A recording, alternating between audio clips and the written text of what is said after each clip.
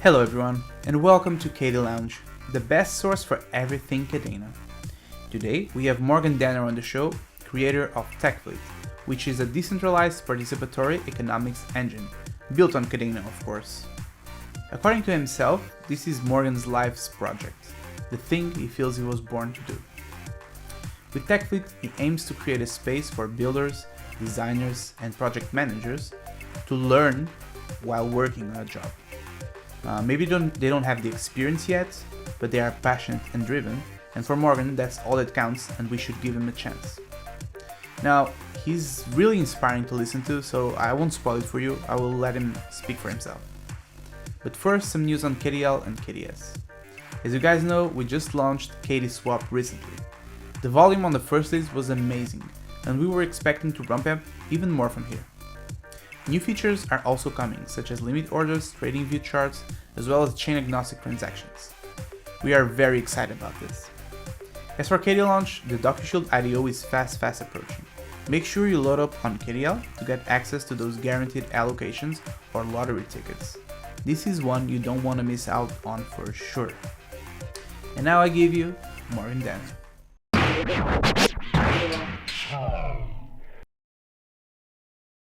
Hey everyone, we have Morgan here from TechFleet. Thanks for joining, Morgan. Nice to be here. Thanks for having me. How has work in TechFleet been doing so far? You've had a lot of work? We've been going crazy. It's been growing like crazy.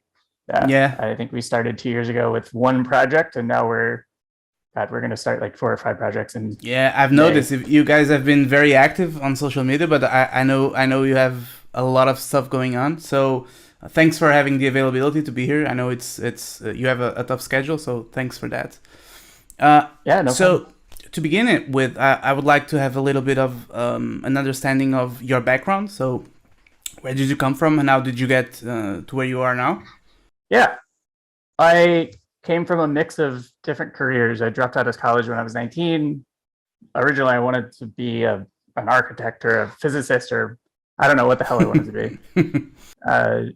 Dropped out of school, went into the real world, and started working for about 5 years, and then went back to IT, to school for IT, and got my associated bachelor's in IT, and then fell in love with a UX class, and the rest was history for me, UX wise. Got into like a master's program and started working as a business analyst on a software team, and then ended up as a product owner doing product management for about 5 years before I went into actual UX roles. And so during that time, I was in master's for heavy academic focus of my career, user experience design, and everything that we're doing in TechFleet today actually started from me trying to unlearn everything I learned in school, in the sense of the way that we're taught to build software through user-centered design in school is through antiquated ways like waterfall. And the world expects you to run in agile. So when I went into the real world, I was trying to do my job on a very lean team and tried to pioneer different things that we could do for quicker, leaner UX. And we just kind of started growing into UX and the product strategy side, going out and talking to users, and then the strategy side talks about what you do with that decision, how you prioritize the pain points, the solutions to solve from those pain points in the software that you build. That's product strategy. And it's heavily leaned on, talking to users, understanding what they go through day to day. And so that is basically where I've landed in my career. I've always been a type of like coach, teacher. I've taught at college. I was coaching at previous jobs. Software teams were trying to do new things for the first time ever. We were coaching on Google design sprints or lean UX. And so in 2020, I was in the middle of quarantine. It was June, and UX started blowing up. The field of UX started blowing up. There were a lot of boot camps, offering new programs. There were a lot of people trying to get into the field from other fields. There were nurses trying to get into UX and psychologists and teachers trying to get into UX. And at the same time, a lot of jobs were being deleted in 2020 for tech. And they started requiring 1 to 2 years of experience for even entry-level jobs. And so now the entire world of people that are trying to get into tech are kind of faced with these situations where they're not able to get entry-level jobs where they get paid. Their entry-level jobs are hustling to do side work for somebody on a website in hopes to kind of get like noticed on the thousands of resumes that their hiring managers are looking at. And what they really need is the on-the-job experience, but that's the catch-22, because you can't really get the experience without the job, and you can't get the job without experience. So we work for free a lot. I worked for free in 2014 before I started getting paid in UX. People do it to this day. We're in that boat, kind of in TechFleet. We want to stop that as soon as we can. But we're working with pro bono projects with nonprofits because that's the doorway into them getting the experience they need, the apprentices, the leads. And so I literally started TechFleet from a LinkedIn post. It was all a giant experiment. It was me reaching out to people saying, somebody just needs to give you a chance to work on something with get the experience you need. And I want to give you that chance. Who wants to work on projects with me, real clients? And the rest is history with TechFleet. We spent the rest of 2020 trying to focus on one project, doing the pilot. In 2021, we started getting client retainers. We started getting more clients that stay, working on more complicated things. And then we started partnering with different types of boot camps, so now we can take on dev apprenticeships.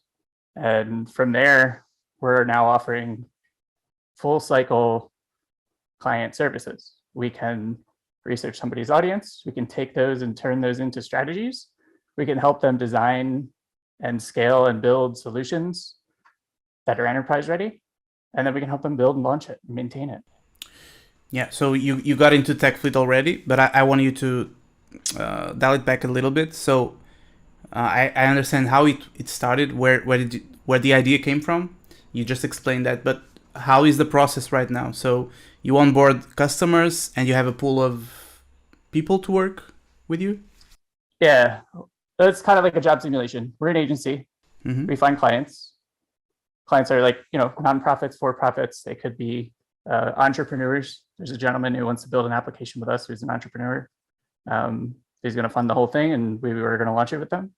So we find clients, and we, at the same time, share our openings with boot camps and with the open community. Anybody can apply. We don't require any experience at all, which is unlike any other position in the world. You need that experience, but we're giving people first-time experience to lead, first-time experience to do UX, first-time experience to develop, first-time experience to do a new skill. Maybe you're a marketer and you want to learn the ropes of how to manage a product. You don't need experience with that in TechFleet. So we tried to take that as the main philosophy. You don't need experience here where you need experience everywhere else. And they go through basically a job process. They apply, they go through interviews. We pick probably four people per role. So there are 4 research apprentices and 4 design apprentices and 4 dev apprentices per lead. Sometimes we have co-leads. So we have 2 people leading a role, sharing the responsibility. And we run the projects like a product team, where we do 1-week sprints. We have an agile coach in a capacity of like teaching people the agile philosophy for the first time ever. And things from there are essentially taking the agile philosophy of treating things as they go, having to pivot as we go, having that roadmap in the beginning, but then being able to adjust as we need to. We teach them all of that in those apprenticeships. That's cool. I believe that philosophy is very, very productive in terms of work, and then so it's cool to hear that. In regards to your life before and after, How do you think that TechFleet impacted your day-to-day and your overall professional life? Yeah, I feel like everything in my professional life has led to TechFleet. And if I'm being honest, I feel like TechFleet is my mission on earth. Like that is the thing that I was meant to do. All the teaching and all the coaching and all of the lean UX work and all of the like building products and doing startup work has led to this. Okay. Very nice to hear. Very nice to hear. Now I can see you're passionate about it and that you have a goal and focus on what you do. Now, in terms of TechFleet and what you offer to customers, what kind of pool talent do you have do you offer in terms of development, UX, project management? So the way it works, we can find any talent because we search for it every time we have a client. We meet with the client, talk about what they need from a business standpoint, understand the nitty-gritty of what kind of development are we looking for? Are we looking for a web app? Are we looking for a native app? Are we looking for a Web3 app? And related to the other things before the development happens, based on the needs of the project, I'm going to go find talent out there. I need to find the leads first. So if we have a client who's like, we need to engage more people, we need to have a way to make our app viral, they come to us for that. I'm going to put together a UX research and a marketing and potentially a branding effort, and probably design as well. We'll customize it to the client. Okay, basically the client asks you for a specific set of objectives he has in mind for the project, and you go look for it after. Okay, so you don't have the pool available at all times. It's like it's fluid. That's it. Yeah. So let's take Ryan Matta's example on Twitter, the Cadena shopping rewards NFT app. Okay. Ryan Matta comes to us, some client comes to us and says, I want to build this platform that gives people rewards in a form of a collateralized Cadena NFT. Okay. We take that problem and we go use that as the prompt of our efforts together. From there, that meeting with the client is going to determine front-end development, back-end development, product management, marketing, branding. We'll fit it into an 8-week project. Okay. And the way we do long-term stuff is we do multiple 8-week projects. So we'll have different phases. Right now, we're in the 3rd phase of a client's project for a website and a web app. So we would do the first 8 weeks in an iteration, which would be, figure out what we're actually doing, talk to the people about the problems that they want to solve, the experiences that they're having today with users, and what we can do to solve that in the overall vision. And then from there, it's a matter of product planning. It's a matter of what you do in your MVP versus MVP 1 versus MVP 2 versus MMP. And so we simulate that exactly like a real product team. Even if it's just 8 weeks of work that one apprenticeship crew works on, 1 month later, phase 2 starts with a new crew, and we figure out what we need at the end of phase 1 for phase 2. So we're completely changing and iterating with the talent needs, with the project needs, with the business needs as we go, just like a real agile team should be doing. And so a project can have multiple phases. You're not set to 1, 2, 3, 4. If it's a big project, you can have like 10 phases, for example. Yep. And as an apprentice, you're only supposed to be doing 1 and then you're out. Most of the people that do apprenticeships in TechFleet get hired after 1. They can stay around and do as many as they want. But they become marketable after 1 apprenticeship, 1 8-week apprenticeship. Nice. So the talent pool, we usually just kind of like spread that out to social media. Say, here are the openings. We share that with boot camps. For the development roles, specifically with like native development, we're trying to get in touch with boot camps like Springboard and other types of boot camps that specialize in native mobile. And so if we're in the Pact world, what my plan is for TechFleet is get people who have 0 experience with Pact to build Pact apps as apprentices and leads and build up that talent so that we have 0 experience day 1, but day 365, we have a lot of talent who has experience with Pact, Solidity, any other type of backend blockchain, even the front end blockchain stuff. Of course. That's been the case from the non-development roles for the past 2 years. People come into the group really fresh in the art of product management and want to get experience in research and want to get experience in design and then come out as a full-on product leader ready to like run an entire team. No, I've that's seen pretty that cool. happen before. That's pretty And it cool. would be the Pretty same thing for development, whether it be web, any Mhm. type of development. We're in the Web3 space. We're in the Web2 space too. So we're like straddled between new industry and old industry. Yeah, it's a process right now, right? That we're seeing the shift, and people Yeah. don't really know where they fit and what to do to go from Mhm. one side to the other. So it's kind of cool. Yeah. Actually, I've been watching it very interested because it seems we are in the verge of this change, and Yeah. I think having this kind of approach to like learn on the job, it helps people to make that transition. Yep. We're pretty unique too because we serve nonprofits for Web2. We serve for-profits for Web2, and then we serve everybody for Web3. We actually started as a future nonprofit. That's how TechFleet started. We wanted to be a 501c3 one day, and Okay. basically a revenue generating nonprofit.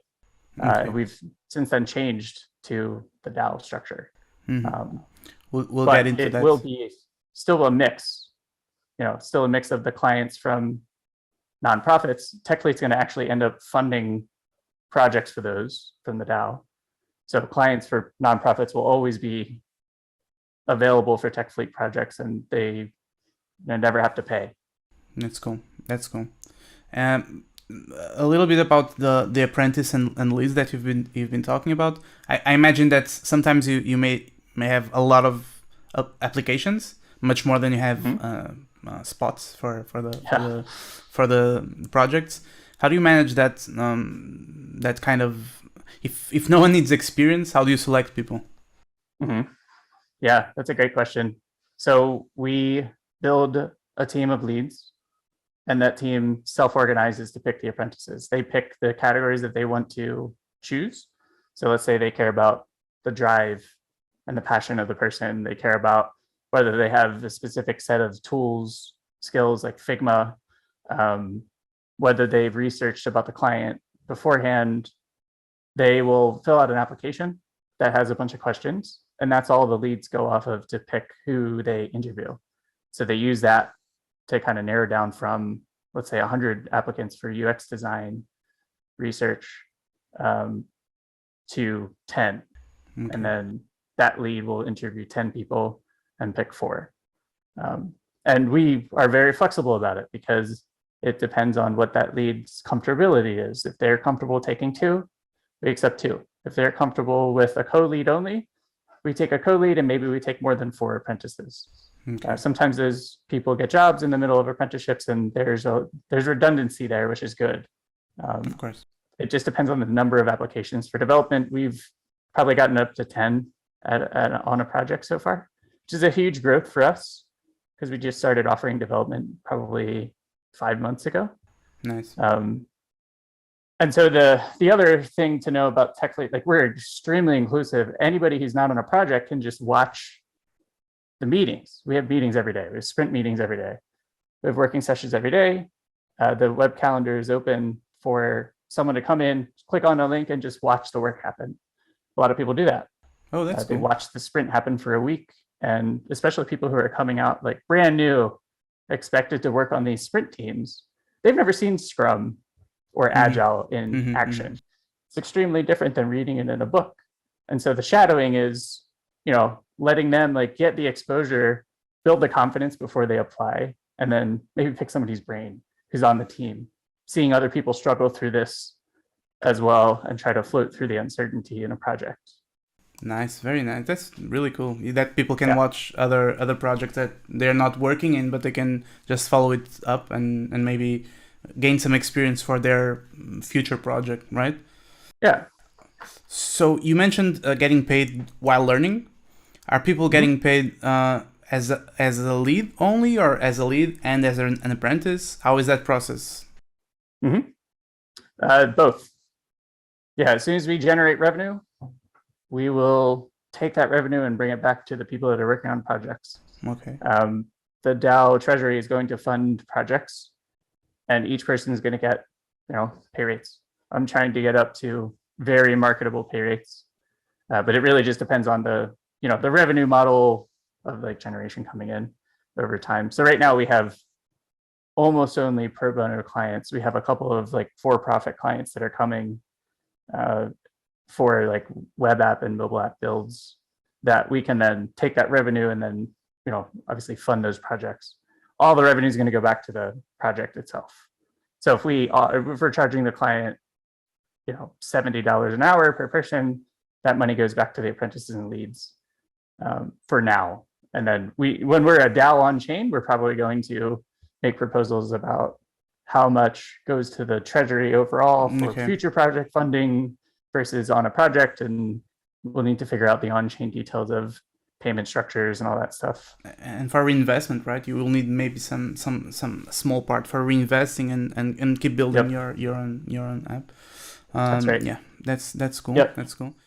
And that'll work the same way. Invested projects that we build work the same exact way. If we decide, like we're deciding to build that wallet, we're just going to run it like a tech fleet project in 8 weeks. They get those, that 8-week experience, and then we're trying to get up to the point of paying them. So right now that wallet project will get back pay for people. Can you tell a bit about that project? I don't think we touched on it yet. Yeah. Here. Sure. We are trying to build an open source cross-chain wallet for Kadena. I started probably a couple months ago with a very small group of people. Like we were trying to ideate around a new wallet that we could build for Kadena. And I think at the time there was no wallet for Kadena. And since then I've been kind of brewing, we didn't make it happen. Since then I've been brewing on like the problems that I've experienced as a wallet user on Kadena, on Ethereum, on Solana, using different types of wallets. And, I created a vision for a web app extension app for a mobile app wallet that would be on Kadena and meant for Kadena, but then also, obviously is going to be for every chain. Okay, so you will be able to have not every, but more than just Kadena on the wallet. You can have like an Ethereum address, a Solana address. I don't know what else are you thinking about, and this will be mobile? That's the plan. Okay. That's the plan. We're going to start probably with whatever the highest priority is. We're going to start launching first. So the web extension seems like it may be a high priority versus the mobile app. We'll need to decide what format we do, whether it be like a progressive web app that shows on mobile and has a mobile browser, or it's a true web extension, or both. Okay. Cool, man. Very interesting. Very good for the Kadena ecosystem as well. The more options you have for any kind of product, the better. Competition is always good. So I think it's nice that you're going through there. And I mean, there's no mobile app yet, so I think that might be cool to see, because a lot of users don't have access to computers. They just have access to phones, and they're kind of missing the boat right now. So that's cool. About you said that you work in 8 weeks time frames, right? Each phase is like 8 weeks. How much time does one need to spend in terms of invest in order to succeed with a phase of TechFoot, like as an apprentice? As an apprentice, it's 10 hours a week for these types of projects. If we have longer term engagements with clients that want to pay for more time, we'll probably find positions that have 20, 30, 40 hours a week in the future. For all of the apprenticeships right now, it's 10 hours a week. We try to make the timelines work with like people's jobs. Everybody's got, other responsibilities that they're trying to sort through, and we'll usually meet at night every day. Let's say one apprentice actually is not doing all that much and wants to be on 2 projects. Can you do it? Yeah, absolutely. Yeah, you can be on 3 projects if you want. Okay, that's cool. That's nice. You mentioned that well now you still don't have the funding and are working with nonprofits, so you're not paying people yet. But that's the goal, right? That's the goal for TechFleet. How are you going to make those payments? Is it going to be on the Fleet token, or are you going to pay on a stablecoin, Cadena? I think we're going to give people options, give them options to get paid in Cadena, get paid in Frax, get paid in Fleet, maybe get paid in a combination of them. The great thing about Cadena is that we never have to pay for gas. We're going to use gas stations for everything. So making multiple transactions in the background, even if it takes 10, 20 minutes to do, at the end of the day, the end user is happy if they get a choice. They get the agency of, someone who is like less inclined with crypto. We have a lot of people who haven't been in crypto communities before in TechFleet. We have a lot of people coming from the Web2 world, and they're a little hesitant sometimes to get into, like, some are more open to getting into crypto than others, or holding a crypto token than others. And everybody's been very receptive to the idea of Cadena, but I think from a user experience standpoint, we definitely want to give that agency to choose. If you want wrapped Bitcoin, if you want Cadena, we're probably going to pay out in recurring increments during a project. And so maybe we give each time you do it, we give you a choice. Okay. The way the payments are going to work is we have to kind of hold them to make sure that each week we're validating the work, like about a consensus on a blockchain. Okay. And it won't be done through the blockchain, it'll be done through peer-to-peer. But the way I'm thinking about it right now, to prevent any type of like someone trying to work for free, do nothing and get paid. I think we have some type of validation every week usually after the end of the sprint, we have a demo with the client. And that validation happens in person today. It's all manual. It's coming from the client giving us feedback. And so some form of that every week, every 2 weeks, to determine, okay, have you met the goals for the week, for the 2 weeks? Are you putting in the 10 hours? Yes. Yeah. Okay. You get your portion of your payment for the week. And so that is all in theory right now, but that is kind of what I'm thinking when we do those projects. Yeah, those are the thoughts right now. So we touched a bit on it before, but I want to go more in depth about it. What's the Fleet token that you will create? What will be its use case? So typical governance. We're not going to take the model of the more tokens you have, the more vote you have only. We're going to take inspiration from CADEX and base it off of contribution weight and value weight. So I believe that when you finish a project, you have more voting power. When you contribute to TechFleet in some way, like running a book club, you have more voting power. The more you contribute to the success of the community, you contribute to blogs, you contribite to like events. You're getting more voting power. How are you planning to set up proof for that kind of contributions? It's a great question. We need to do it somehow. One of the things I kind of hold true in product management is there are known knowns, there are known unknowns, and there are unknown unknowns. And all you can do is worry about, you try to solve the known knowns and you try to work toward the known unknowns. And that's a known unknown. We're definitely going to need some type of enforcement around that. You can distribute NFTs for a job well done, maybe. The NFT after a project is definitely a plan of ours. And so if it would be based on, the NFTs or the number of NFTs in your wallet, and also the number of tokens you have, and also something else, that might be a good model for it. I think NFTs are a great way to do it. I would love to be able to give collateralized NFTs. Yeah, and people love NFTs nowadays, so it's a way to give like a little something for someone finishing a project, other than the payment, of course. But having an NFT might be special. If it has utility, all the better. So, you have competitors. There's been agencies doing what you do for a long time. What do you consider to be TechFleet's advantages over those other competitors? We have a lot of different competitors in a lot of different spaces. Brain Trust is a competitor of ours. TopTal is a competitor of ours. Boot camps are a competitor of ours in a sense because they're trying to run apprenticeships. Mm-hmm. There are other apprenticeship programs out there that are competitors of ours, and then there are blockchain agencies and Web2 agencies. And we are trying to compete with them all, really. And the way we're competing with Brain Trust is that we're not the top 1%. We're the whole talent pool.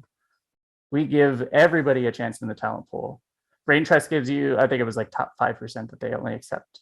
So if you're in the 95%, fresh out of school, trying to change careers from being a nurse into UX, you're screwed. You can't use Brain Trust, but you can use TechFleet. And you don't need experience in TechFleet. You don't need anything in TechFleet. You just need the drive. And the way we're kind of competing with boot camps is we're going to be like a community boot camp of hard knocks in a sense. We're the application to the theory that they get taught.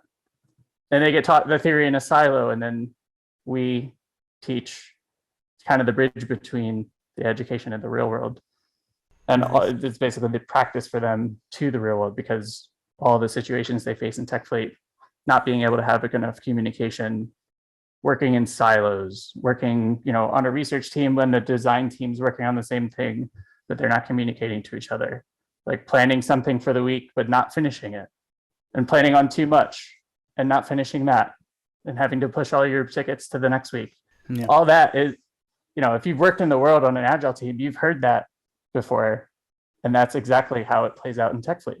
So no other bootcamp could ever come close to that until they start having agency clients with real simulated projects, real stakes. I believe they're working toward that. What we're trying to do with bootcamps is do apprenticeship as a service. So we're partnering with bootcamps to run that for them. We can do that with schools. We can do that with companies. Say a company wants to reskill their developers to Pact. We can do an apprenticeship as a service with them. We're going to be very different in that sense. That's nice. And you get a big share of the market, since the other ones only get the top 5%.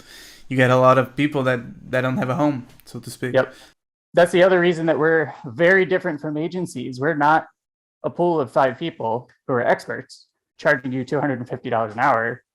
We are a mission-driven community with thousands and thousands and thousands of people who can redundantly work together to solve the same thing and produce the same work. They're producing the same exact work for a fraction of the cost. And that's how we're competing with agencies. Nice. And so TechFleet has been around since 2020, you said before, mm-hmm. I believe.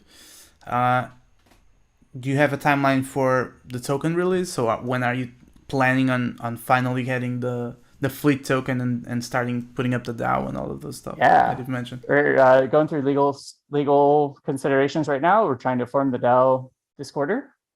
Our roadmap, I had posted on that one article that I originally wrote, but it's going to be on our website, obviously. Right now, the plan is Q3, Q4 token release.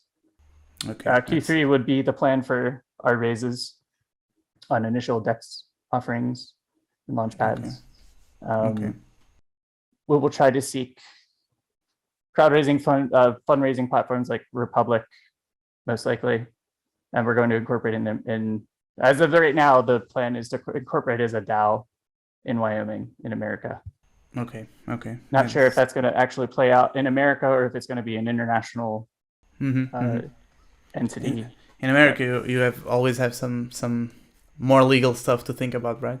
But it's you got to think about that no other way around it. And any other timelines that you can share, like maybe you're building your own app or something like that?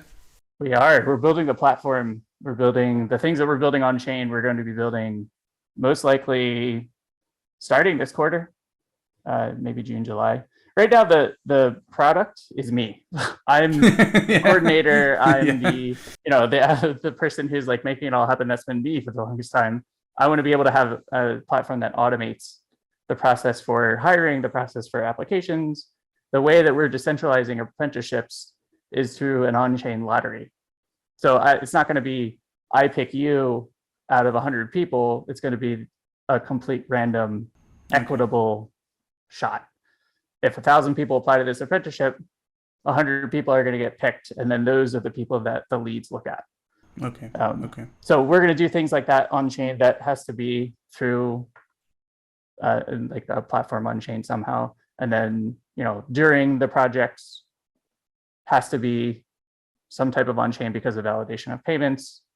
And we're going to start trying to flesh out that overall vision in detail probably this quarter. The full platform launch is planned right now for Q1 2023 and or Q4 of this year, whenever we can make that work. We have a great developer who's new to Pact, but Pact is very easy to learn. Who knows a lot of like front end React type things, and I'm planning on pitching in as well to whatever I can with code. I'm making the website right now. Sounds good, man. And you speak of on-chain and how you need to validate.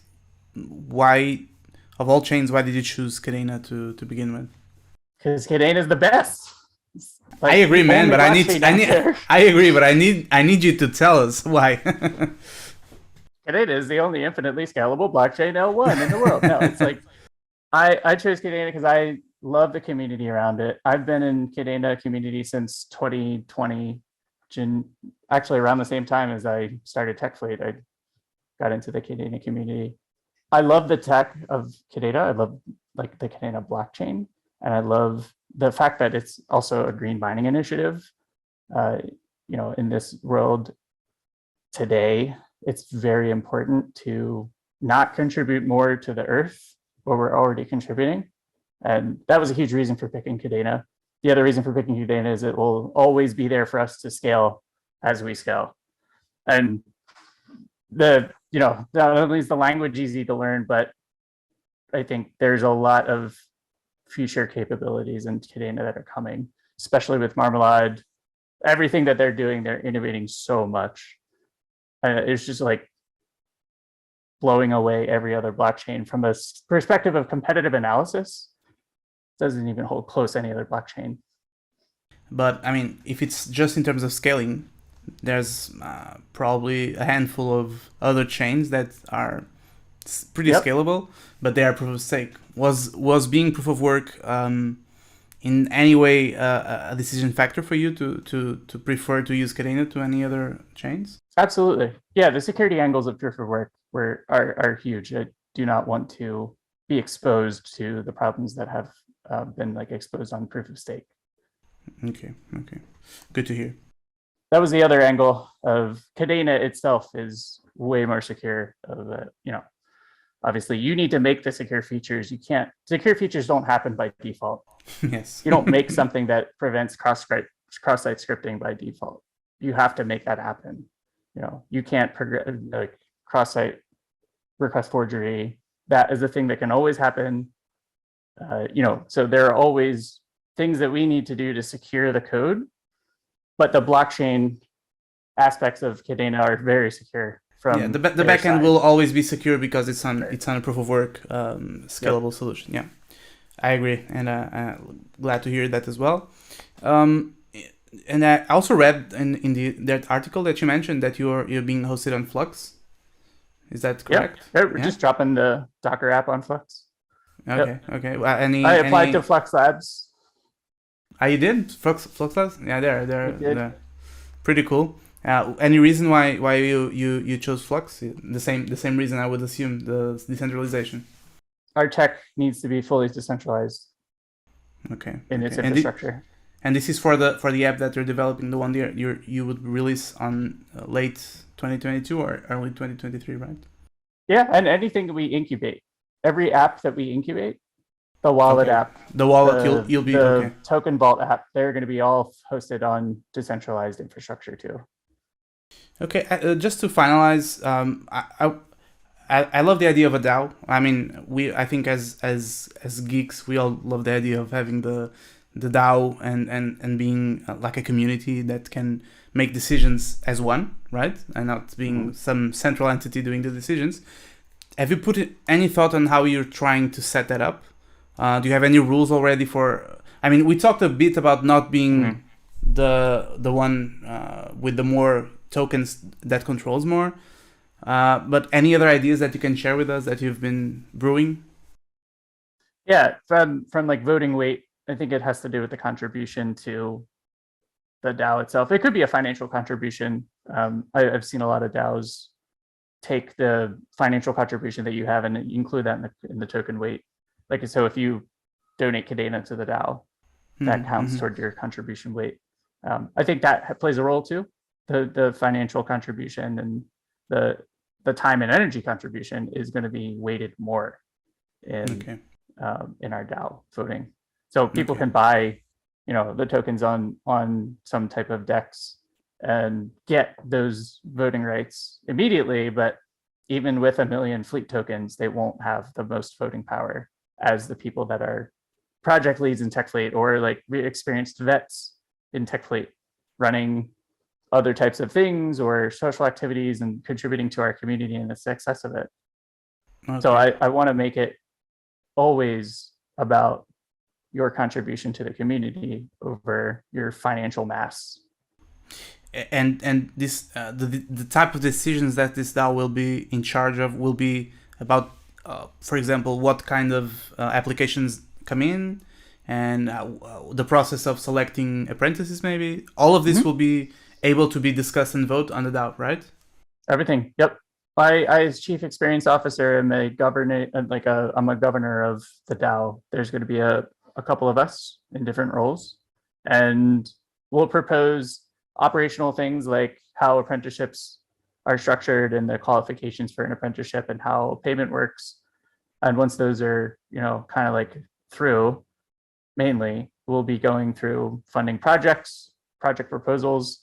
I want to have a place where anybody can post an idea for like testing an idea or building some type of product in the world. And then the DAO votes on those things and we fund that. I want to have things like that in the platform. And literally every decision that we need to make as a company, like I come from the Web2 world mainly, all of us do, but the C corporations of the world and the corporations that run corporate America and run the world are exactly what I'm trying to avoid in this startup. I want to actually have an accountable, 100% visible and 100% transparent autonomous organization that's run like a peer democracy. I want it to be chosen by the people and built by the people and for the people, because it is for the people at the end of the day. It's for the 99%. It's for the people that never get a chance today to break into these fields. And today we do tech. Tomorrow, who the hell knows? Maybe we move into other industries and we apply this apprenticeship model to other industries and we keep growing that infinitely. Great, man. That sounds very, very promising. And I mean, as a college dropout, if history is an indication, you're bound to be successful. So wish you all the luck in the world, Morgan. Thanks for being here with us. I don't know if you want to plug some of your some of the places where we can find TechFleet, and then we'll add in the description the links. Yeah. We're only on Slack today. We're on Slack and a little bit on Telegram and Twitter, and website's dropping soon. Techfleet.org is there. It's a placeholder right now. You have links that you can get to. If you just go to techfleet.org, you can get everything you need to get into the Slack communities. We'll just add those to the description. Once again, thanks for being with us, and maybe we'll repeat this closer to your launch, to the web app launch. Cool. Yeah. Okay. Thank you so much, Afonso. Thanks, man. See you. See ya.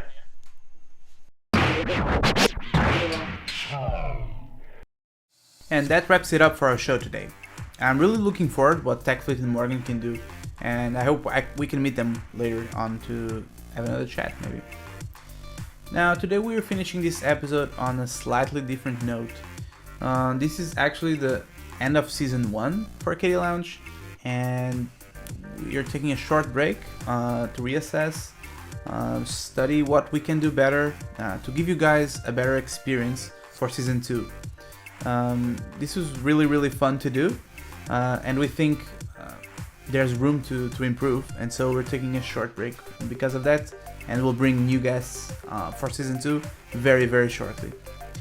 Before we go, just 2 notes that I would like to give. First one, a shout out to Mo, our editor, who has to edit my intros and outros through all of my bloopers and failed cutscenes. I mean, even in this episode, if you guys see what he has to go through, just cutting stuff and editing. I mean, thanks, man. Thanks for the patience. You're awesome.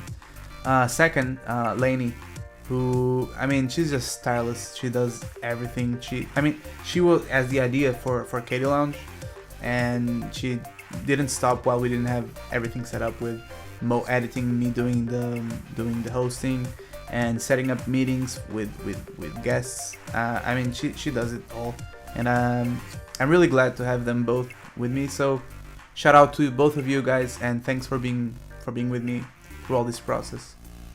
And so that's it, guys. We'll see you on season 2, not episode 2, sorry, for a new round of guests, which I'm sure will be just as good as this first one, and give you all the scoops on Canadian projects. So until then, see you guys.